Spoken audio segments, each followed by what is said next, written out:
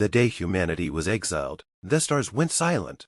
Not because spacecar red space never did, but because every comm channel, every relay buoy, every whispering quantum line that once carried human voices was severed in a single, unanimous vote. The Galactic Council called it a necessary correction. Humanity called it betrayal. The decree was read in a hall older than Earth's oceans, beneath a ceiling grown from crystallized time. Species that measured history in geological ages, Saturday in judgment over a race that had only recently learned how to fold space without tearing itself apart. The charges were recited with ritual calm: excessive militarization, disruptive innovation, cultural contamination, refusal to submit proprietary technology for shared governance. The unspoken charge was simpler. Humans did not know their place. They had arrived loud and curious, bringing engines that burned brighter than etiquette allowed, weapons built for enemies they had not yet met, and ideas that spread faster than any virus the Council had catalogued. Where others evolved slowly, humanity iterated. Where others sought equilibrium, humans sought answers, and when answers failed, they built new questions and hurled them at the universe.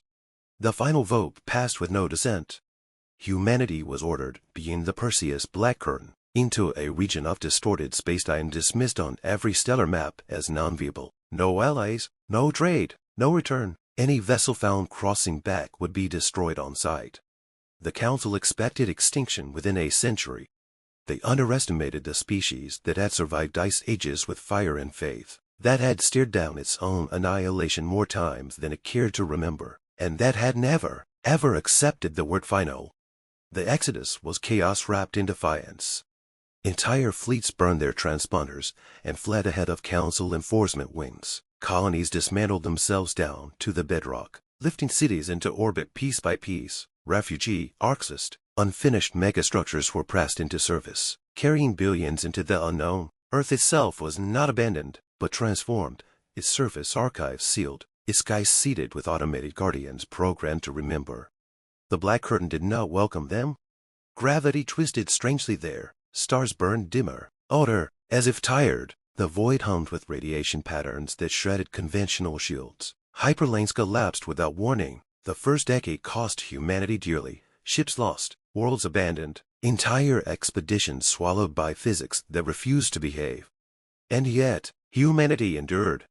They adapted their drives, learned to surf gravitational shear instead of fighting it. They replaced rigid hulls with self-healing lattices grown from programmable matter. When shields failed, they built armor that learned it from impact. When communication fractured, they developed entanglement webs resilient enough to whisper across chaos.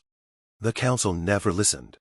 From their perspective, the Black Curtain remained silent. No human signals returned. No trade routes reopened. The problem had solved itself. Behind the curtain, humanity was changing. Isolation forced unity. Old rivalries national, corporate, ideological were stripped bare by survival. A fractured species discovered a shared truth: alone, they would die. Together, they might thrive. Governance evolved not by decree, but by necessity. Authority flowed to those who could solve problems, who could build systems that worked under impossible conditions. The human empire was not declared. It emerged. Not an empire of conquest, but of coordination. A lattice of autonomous systems bound by mutual defense, shared knowledge, and an unspoken vow: never again at another's mercy. Generations passed. Children were born who had never seen a council species, never heard the polished arrogance of ancient races. They grew up beneath alien constellations, learning physics that would have been considered heresy in council academies. Humanity stopped trying to escape the Black Curtain. They mastered it. Energy sources were discovered in the turbulence itself, drawing power from vacuum instability. Weapons followed it out of malice, but prudence. If the universe insisted on hostility, humanity would answer with preparation. Their ships no longer cut through space. They bent it aside. Centuries after the exile, the first human probe slipped back across the curtain, not detected, not challenged. It watched silently as council fleets drifted in their carefully regulated formations, still using doctrines unchanged for millennia. Their technology had improved, but only along sanctioned lines. Innovation remained controlled, low, safe, predictable. The probe returned home carrying more than data. It carried certainty. The Council still believed humanity extinct or broken. Their border defenses along the Black Curtain had atrophied into ceremonial patrols. Political debates still cited the human precedent as a lesson in enforcing order. Order, humanity had learned it, was fragile. The first human return was not an invasion. It was a message. A single ship emerged from folded space at the edge of a minor council system, its silhouette unfamiliar, its energy signature impossible. It transmitted on all frequencies simultaneously, using linguistic frameworks long abandoned by the Council. "We are humanity," the message said. "We are no longer petitioners." Before a response could be formulated, the ship vanished, leaving behind a gravitational echo that rewrote local navigation charts. Panic spread faster than reason. The Council convened emergency sessions, resurrecting contingency protocols that had not been reviewed in generations. Reconnaissance fleets were dispatched toward the Black Curtain, expecting to find ruins, or perhaps a hidden enclave clinging to survival. What they found instead was a border. Not marked by weapons or warning beacons, but by absence. Sensors failed beyond a certain point. Probes disappeared without debris. Space itself seemed to refuse observation. The humans had not merely fortified their exile. They had claimed it. The first clash came when a Council task force attempted a forced incursion.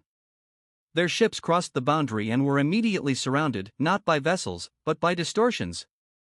Space folded into overlapping geometries. Time stuttered. Weapons locks failed as targets existed in multiple probabilities at once.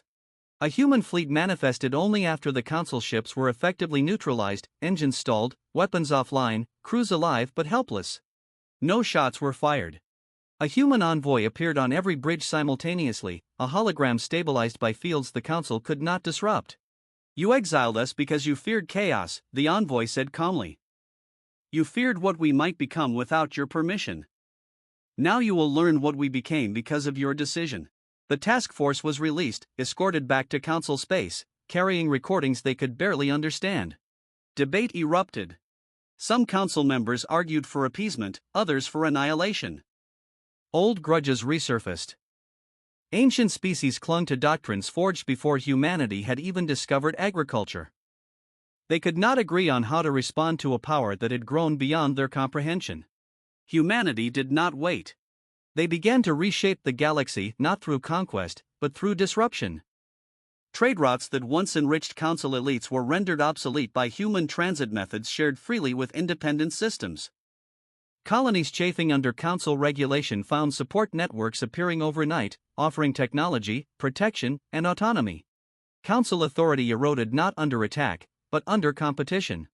When open war finally came, it was brief. The Council launched a grand coalition fleet, the largest armada assembled since their own ancient wars. It crossed into human-controlled space with ceremonial confidence, banners broadcasting unity and inevitability. They never reached their target. Human defensive doctrine did not rely on fleet engagements.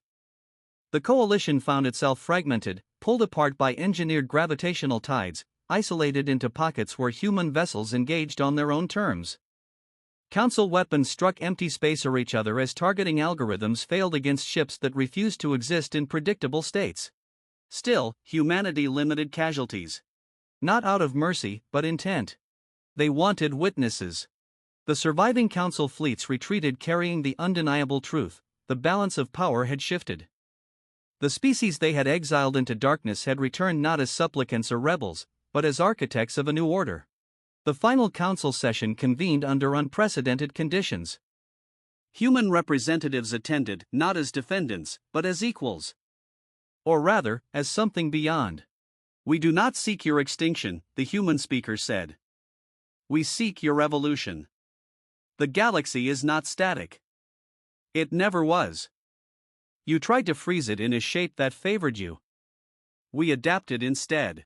Terms were offered. The Galactic Council would dissolve its monopoly on technological development. Member species would be free to innovate without sanction.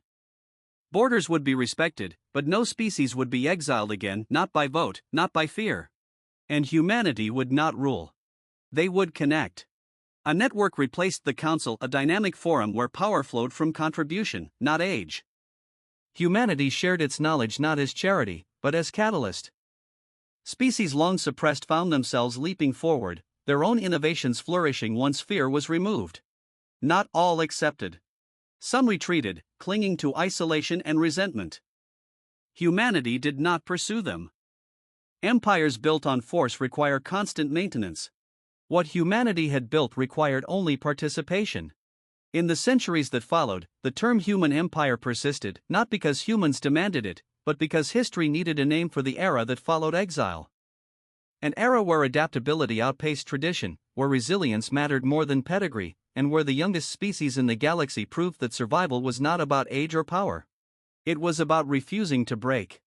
The Black Curtain became a place of pilgrimage, a reminder of what fear had tried and failed to erase. Human worlds flourished across the stars, diverse and loud and endlessly inventive. They argued, they competed, they made mistakes. They learned.